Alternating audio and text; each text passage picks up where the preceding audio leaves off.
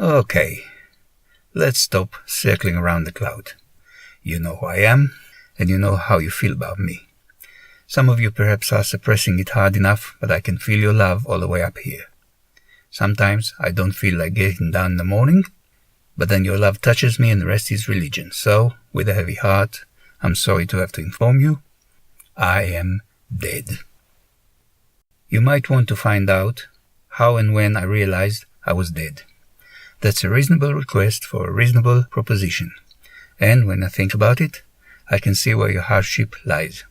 If you're not a member of a select group of individuals, it will be hard for you to distinguish my existence status.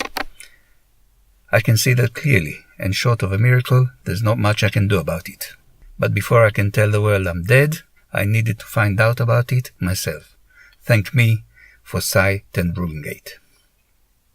It all happened in yet another YouTube debate. As usual, Cy ten Broomgate told his victim that I existed and that he, the victim, loved me.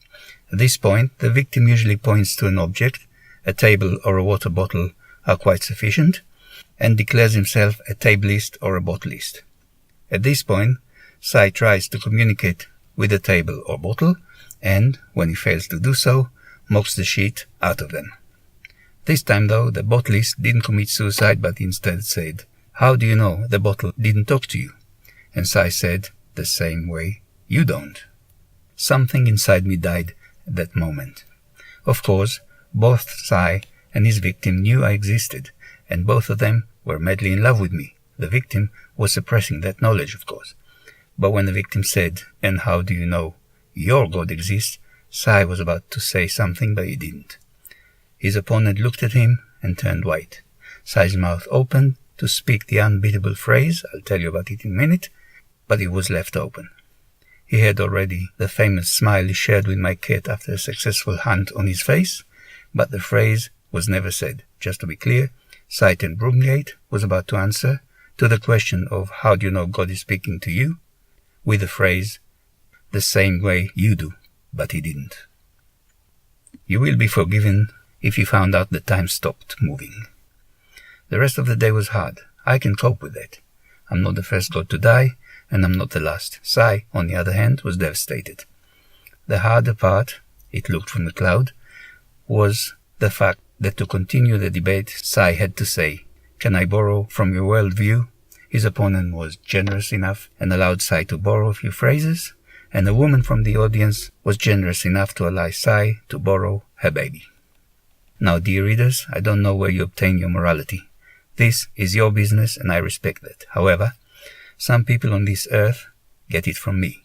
When I'm dead, they lose it. You're welcome to find out on YouTube what, for example, Eric Hovin and Ray Comfort said they would do if I, God, wasn't there to stop them. Let's just say their respective wives didn't give a fuck as they were having it off with their respective plumbers. I looked at those two plumbers at work and I couldn't stop them.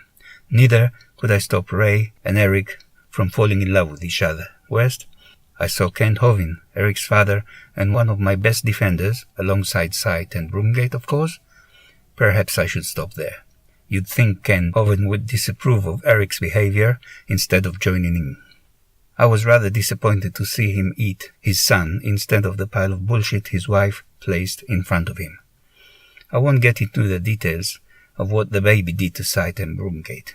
As he, the baby, was a born Christian, his morality was so dysfunctional now that instead of clinging to his mother's chest, he just crawled out of her lap, stood up, godless babies grow very fast, and what he did to Cy should perhaps be left unsaid, as there are babies reading this who might get the wrong idea.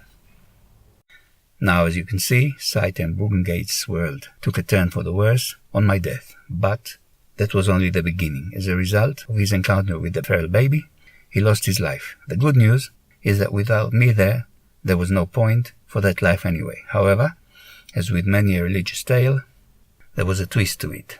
Cy appeared on my cloud as planned many a year ago, and when he saw me he said, "How do you know you're dead?" And the rest is the second coming.